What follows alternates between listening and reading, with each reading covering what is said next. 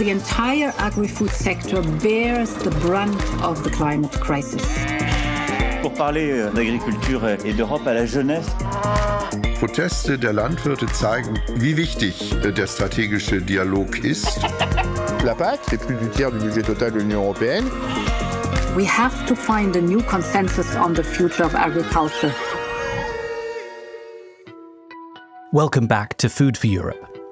Europeans have been farming the land for hundreds, if not thousands of years. There have been several revolutionary developments in that time, everything from the seed drill to the invention of artificial fertilizers to the horse-drawn plough and beyond. Farming has always been an innovative sector, but it's only in the past decade or so that the enormous potential of digital technology in agriculture has become clear. It's a topic we've touched upon before, and this episode is all about data sharing, the upsides, the policy framework, and the challenges. In this programme, we'll be exploring the role that data and the broader availability of data can play in making Europe's agriculture more efficient, and in particular what it means for farmers and policymakers. Thanks for being with us for episode 51 of Food for Europe.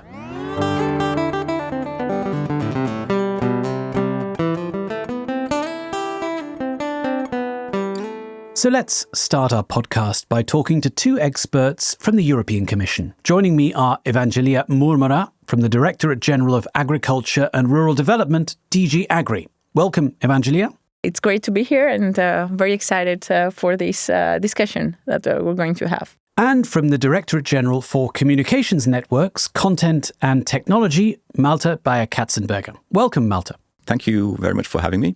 Malte, first to you, what does data sharing mean in the context of agriculture?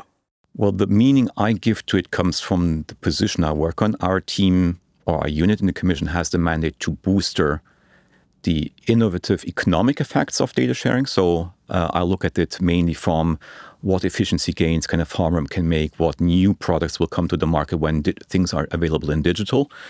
And with big data and AI, we have now really for the past 10 years developed many new possibilities. So the question of data sharing is really at the individual level and at the collective level. So the farmer will share certain data with a precision farming tool to give him the specific advice for his farm. But then there's also a data sharing that has to precede this situation, because how does the advice tool actually know what to tell you? And for that also farmers have to have shared beforehand data so that the pool can be established, analysis algorithms run over it. So that's the question here now. What is the farmer's interest? What is his sovereignty on the data in sharing? How much control does he or she have?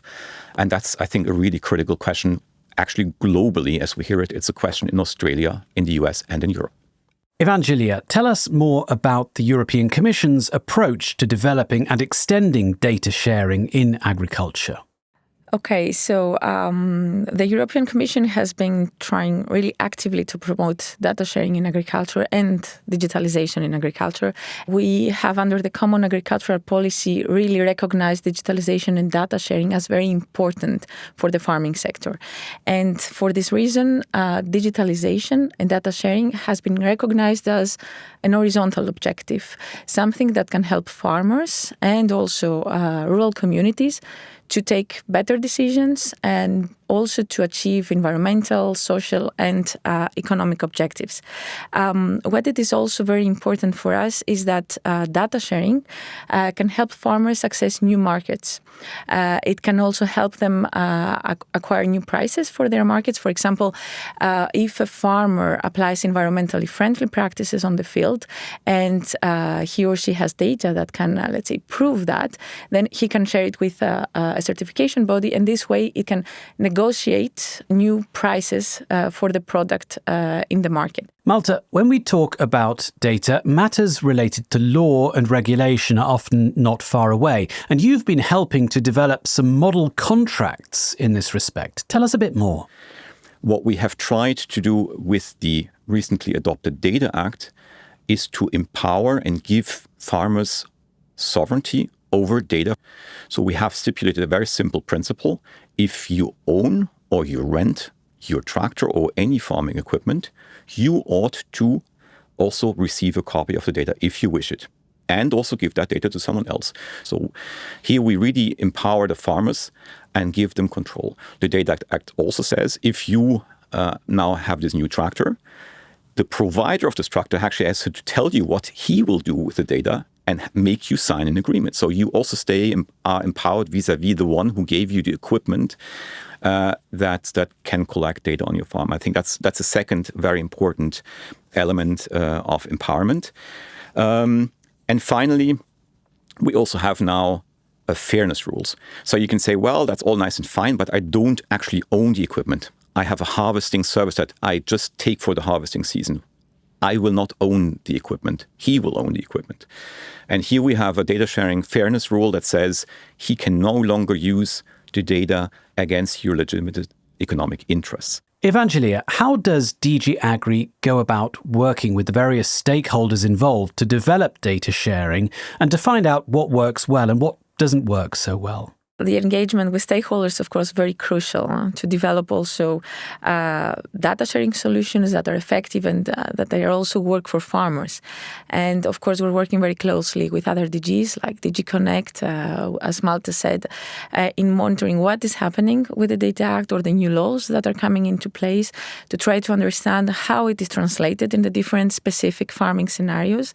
And farmers associations, cooperatives need to be involved in order to ensure that farmers' interests are actually taken into account when we develop this initiative. So we do engage with stakeholders. We're working with the Joint Research Center of the Commission right now, where we conduct a study. And one main aspect of the study is to understand what are the barriers in respect to data sharing by the farmers. Where are the issues? And looking into that to understand how we can work with them to remove this barrier. So I think this is very important in order to understand what is happening. Evangelia, Malte, we're going to continue our conversation a little later in the programme, but first it's time for our field report and to hear more about data sharing on the ground. For this episode, we visited the Flanders region of Belgium.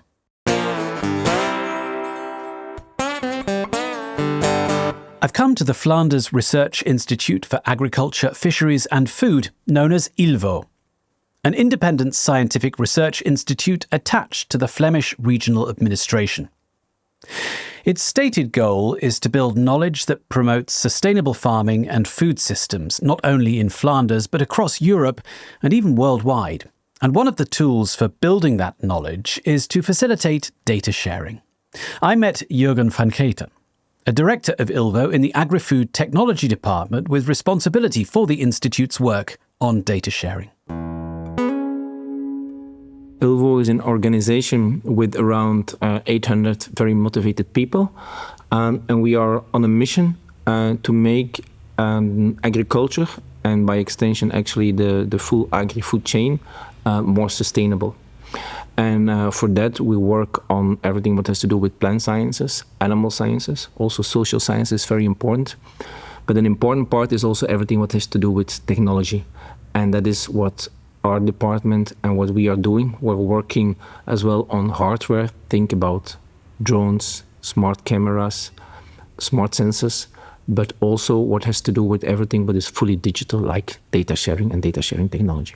And it's the potential of the digital transition that is key to data sharing, making knowledge available more widely, more rapidly, and more reliably. Actually, data sharing is not a new concept. We have done data sharing for many years. You can do data sharing by putting some interesting information on a paper, and I trust you, and I give you the data of my company. And a lot of farmers have been doing data sharing also in old-style USB sticks or on certain hardware to share it.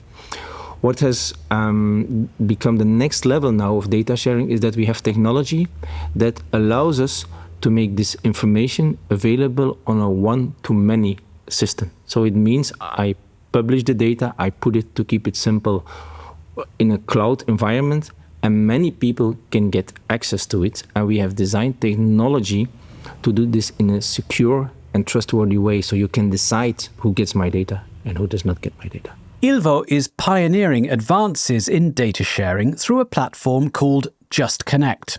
I asked Jurgen to give us an example of how it works. Let's say that tomorrow a young entrepreneur designs a very smart application to advise the dairy farmer that you will be speaking to, and to give her perfect advice on how to feed her cows, how to treat her cows, in such a way that on the one hand she fulfills all the sustainability demands that we are expecting from farm, but on the other hand still runs a good business and has economic profit. This app needs so much information from her. How much milk is he producing? How many costs do you have for the vets? What is the quality of your milk? All this information is with other companies that are working with this farmer. To feed this app, all this information need to flow into the app, and the developer of the app can do this on his own, and it will cost him a lot of time to get everything done, or he can connect to JustConnect. He can automatically take in the information from all these companies where he needs data from, with one very, very important thing. The farmer has a button to say yes or no. And that is what he can do on JustConnect. That gives power to the farmer. The farmer says, yes, it can flow into the app, or I don't trust it anymore, and I stop it.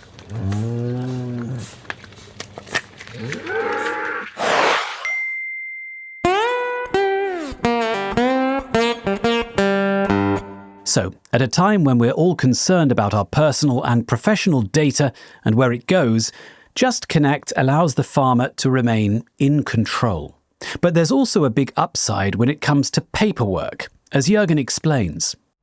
First of all, I think it's not only Flemish agriculture who needs it, but the European and probably worldwide we need it. But specifically from the Flemish situation, data sharing has the possibility and the huge potential to reduce administrative burden. That is the big benefit that we see that why farmers are engaging in it. Instead of having to put their data at several places, in several applications, several documents, data sharing and platforms like ours, JustConnect, allows them to have all this information be flowing automatically in an application. So instead of spending their Sunday afternoon at processing a pile of paper, it goes fully automatically and they save working time. And that's the most important. But beyond simply saving a few hours at the computer after a hard day in the field, ILVO is working to make JustConnect a platform that enables farmers to become more business savvy. More and more farmers start to realize that the data allows them to accelerate in what we call entrepreneurship. They see that they can take ownership of their data, use the data, to exploit it in their farm, to exploit it with other actors in the chain and make better decisions and do data-driven farming. So it allows them to professionalize, to make their business more modernized and going down the way of becoming a modern entrepreneur. For sure, also very important is that everything what has nowadays to do with transparency and sustainability reporting, and actually that connects to the administrative burden. But you see that at least it puts an acceleration on it because the food chain is asking for data on sustainability.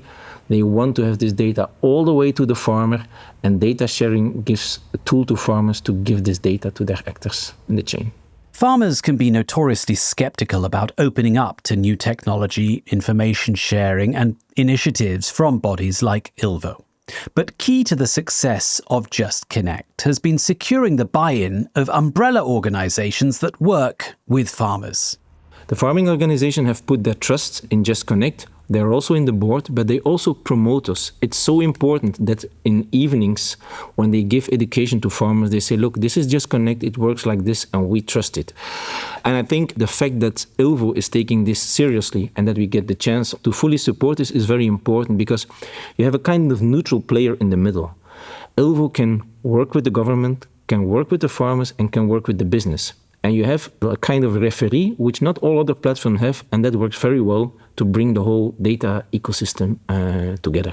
And indeed, JustConnect has become quite an impressive data ecosystem, but it's ambitious for growth. We now have a little bit more than 3,000 farmers and something below 80 data sources. Of course, we want more. We are now below 20% of the farmers in Flanders. We are aiming to convince all farmers to work with us, and we want many more data sources. So we would like to have more businesses who come to us and say, okay, we saw this works, please come to us. Of course, I'm 100% sure some of our users who are not digital natives will say, make it more user-friendly. So that is also one that we would like to see improved. But if you would say, what do you want more? I would like to see more JustConnects in other countries, because we will not survive with just Flanders. And if there are JustConnects in many countries and we can find business models and technical ways to work together, and that's then what we call the agricultural data space, which Europe is working very hard on, that would be very nice and would also be able to serve our international customers much better.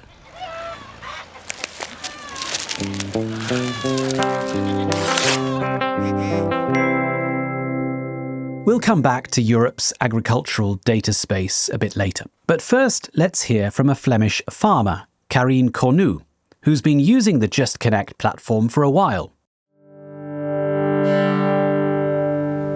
Our farm is situated in the polders of Western Flanders, so that's a really flat region. We live about 7 kilometers outside the coast. We lived on this farm about 23 years, and now we've got about 90 dairy cows. But it's a mixed farm, so we have also 160 mother pigs, 85 hectares of arable land. Almost every year in summer, groups of youth are coming to have a camp, a kind of a visit of about a week or 10 days on our farm.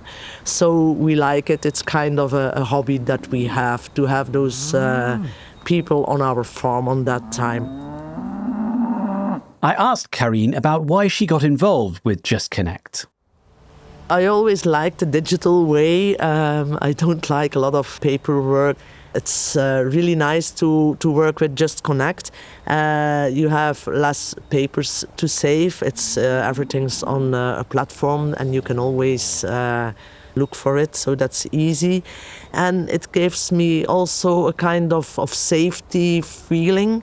When I prepare an audit, for example, then I know that I can find everything there, that I can work on it, put some invoices in they asked for, and then when the auditor comes, you just have to set open JustConnect, and you know everything they can find there, and it's rather easy and it's less stressful in that way. Carine gave me some examples of how data sharing through JustConnect makes her life easier and allows her to escape the paperwork she so dislikes. For me, it's about, for example, the milking company. They can put in their invoices, and then we can automate it to have it in our account system. But also some companies who, for example, come every year or every 2 years to control our milk system, our milking parlor, or our cooling tank, and then they have a kind of a report of it, and that they put right away in JustConnect. So it's kind of that companies I think about, those who deliver data you need for one time or the other to show sometimes, and then it's easy to find them back there. So far, the challenge that Jurgen mentioned earlier, that farmers would resist encouragement to share data freely and widely, doesn't appear to be an issue.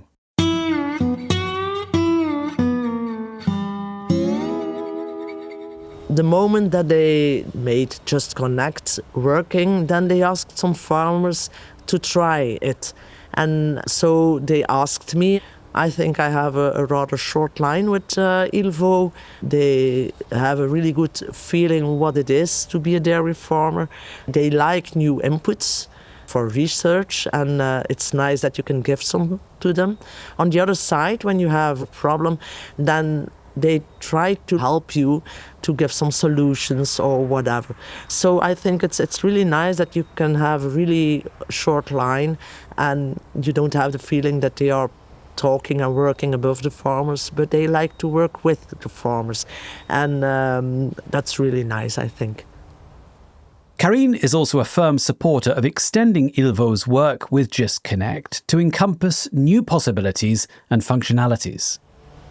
It would be really nice that it would be more known between companies, so they know that they can put in data, they can take out data, but always, in fact, as farmer, you have to agree, and that's really important, I think. But it would be really nice that more companies would do that.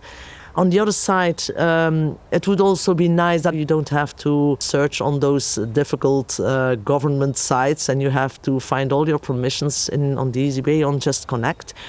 And also, when you got an audit, it would be really nice that they can kind of log in on your JustConnect and see what you have really prepared, so they can do a lot of things to control at their home, and they don't need to use your time to sit on your desk to control things that are just in JustConnect.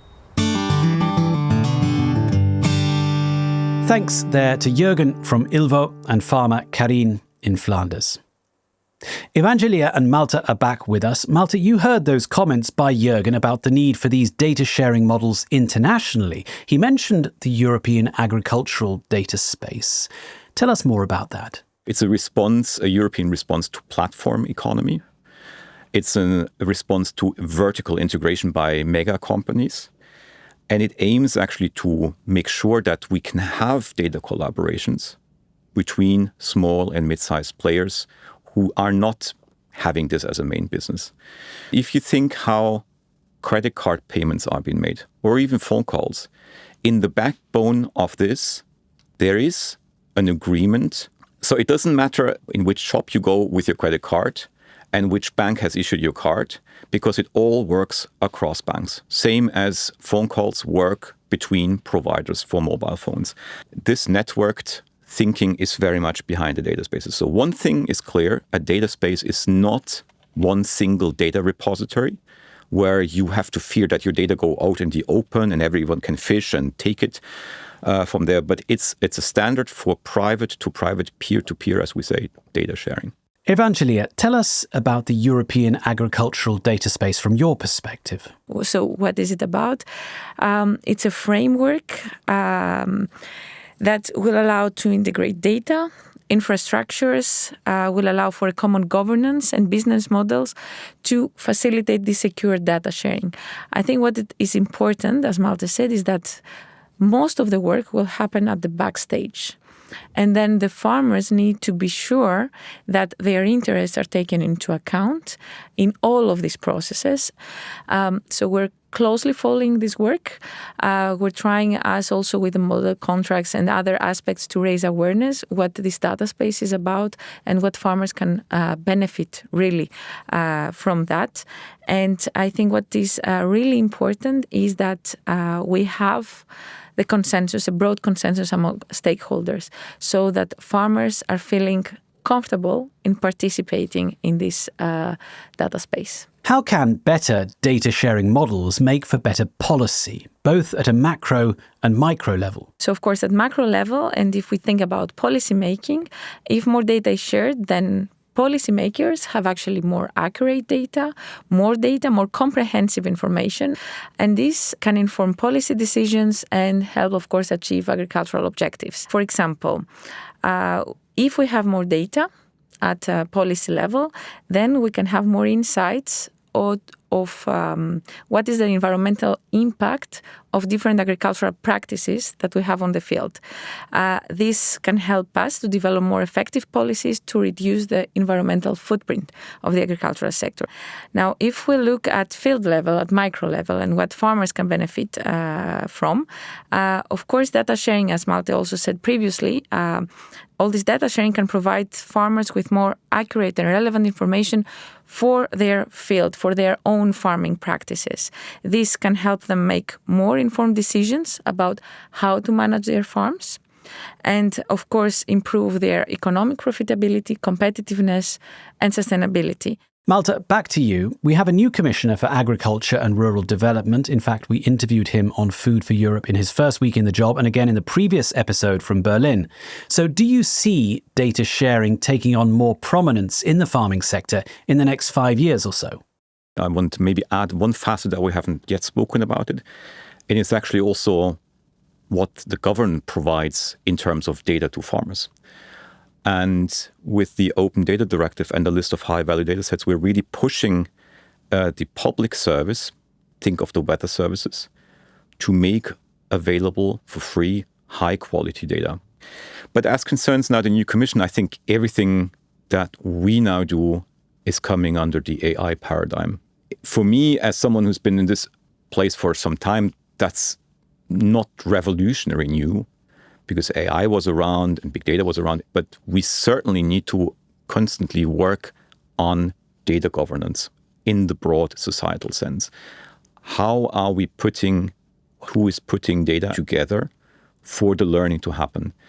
And the technologies evolve, but what doesn't go away, that we will work on this putting together of data, nudging people within the common European data space, but at the same time, make sure that the sovereignty over data use rests with the farmer. Evangelia, a final word from you about how you see this aspect of agriculture evolving as the new European Commission settles in. I would like just to refer to the Strategic Dialogue report on the future of agriculture that Food for Europe has already done 2 programs around it. And in this report, digitalization and data sharing has also an important role in order to leverage the use of technologies, the benefits of technologies for the competitiveness and the sustainability of the agricultural sector. So with the new Commission, digitalization and data sharing will be central. What we need really to make sure is that the data is shared with the consent of the farmer.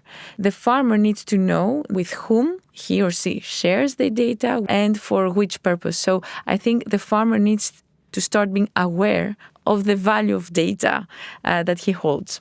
Evangelia, Malta, thanks both for joining us here on Food for Europe. And thanks again to my guests from Flanders, Jurgen Vangeyte from ILVO and his team, and Carine Cornu, farming in the polders of Western Flanders, a stone's throw from the North Sea.